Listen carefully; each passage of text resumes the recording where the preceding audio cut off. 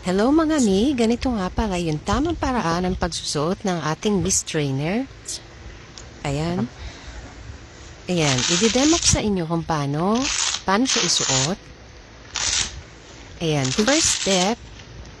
Ayan, dito sa may ibaba ng dibdib natin. Ayan, kunin natin yung unang strap. Ayan, pantayin natin dito sa may ibaba ng dibdib. Ayan. Ayan, wag nyo masyadong silipan, lalo na sa mga first timer. Ayan. Sakto nyo lang yung kaya nyo siya, nakakahinaman kayo ng yung maging portable kayo. And then, yung second naman, yung second strap, ay dito natin siya itatapat sa may pusod. Ayan. Ayan, i-check mo natin maigi kung pantay. Ayan, sa may pusod. And, yung third naman ay yung pang-adjust. Ayan. Pang-adjust yan kung gusto nyo sikipan or yung tama lang. Or yung gusto nyo mas masikip para magkaroon siya ng shape. Ayan, pang-adjust yan. And ayan na siya.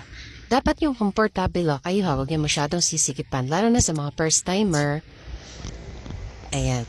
Ayan yung tamang proper way ng pagsusuot ng ating waist trainer.